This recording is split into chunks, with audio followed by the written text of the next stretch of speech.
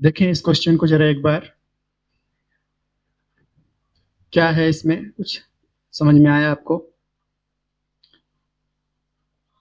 एक सर्कल है जिसका डायमीटर 40 सेंटीमीटर है। ध्यान दीजिएगा बेटा, डायमीटर अगर हमें पता चल गया है 40 सेंटीमीटर, इसका मतलब हमें रेडियस पता चल गया है 40 divide by 2 equal to 20 centimetre. ठीक है। उसके बाद length of the cord 20 centimetre. तो जरा देखिए ध्यान से, हम इसको बनाने का प्रयास करते हैं। सर्कल थोड़ा ठीक से हो सकता है नहीं बने, पर आप समझदार हैं। मान लीजिए एक सर्कल है।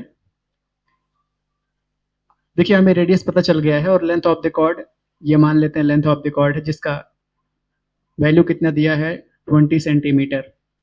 और ये सेंटर है मान लीजिए इस सर्कल का, तो सेंटर से लेकर के यहाँ तक मिलाएंगे तो ये रेडियस होगा, जो कि कितना है 20 सेंटीमीटर। कहाँ से पता चला? यहाँ से। और ये भी कितना है 20 सेंटीमीटर। क्यों भाई? क्योंकि ये भी रेडियस ऑफ सर्कल है। नाम दे दें इसको ओ ए बी। अगर आप देखें एक ट्रायंगल ओ ए बी में तीनों साइड इक्वल आपको नजर आ रही होगी। और आपको पता है कि अगर किसी भी ट्रायंगल में तीनों साइड, एक प्रॉपर्टी याद कीजिए, अगर साइड इक्वल हैं तो आपने पढ़ा होगा कि जो एंगल होते हैं वो एंगल भी इक्वल होते हैं। मतलब ये एंगल इसके इक्वल हो जाएगा और ये साइड इसके इक्वल है तो ये एंगल इनके इक्वल हो जाएगा। मतलब तीनों एंगल इक्वल हो जाएंगे। और आपको अगर ये याद आ रहा हो कि अगर तीनों साइड इक्वल है तो एंगल सीधे सीधे कितना बनता है 60 डिग्री का। कोई भी एक एंगल 60 डिग्री बनेगा।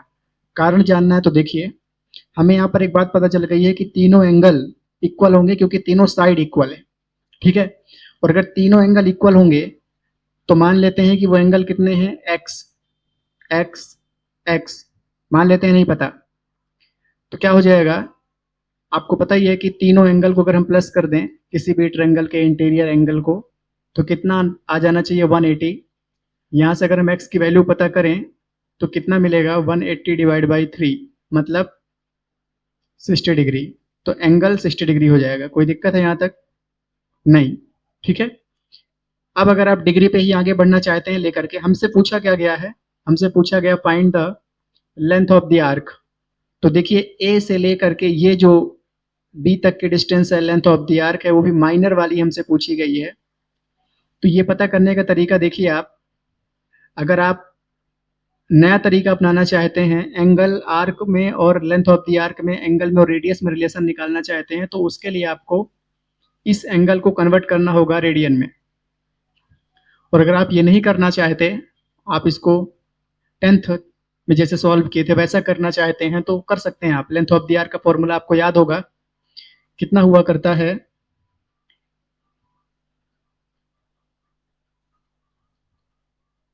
लेंथ ऑफ द आर्क कितना पढ़ा था आपने, 2 pi r theta divide by 360।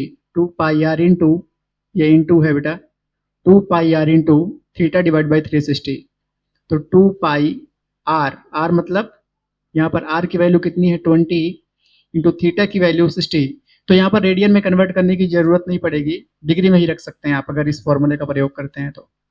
नीचे कितना जाएगा 360, ये 360 से 0 से 0 हटाइए, इसके टेबल में 6 टाइम, तो ये कितना नजर आ रहा है आपको 2 पाई इंटू 20 डिवाइड बाई 6। इसे भी कट कर दीजिए, कितना आ गया 20 पाई डिवाइड बाई 3। ठीक है। तो लेंथ ऑफ द आर्क अगर हम बात करें तो कितना आ गया इसका आंसर बेटा 20 पाई डिवाइड बाई 3 रेडियन। कोई दिक्कत है यहाँ तक? सबको समझ में आया? ठीक।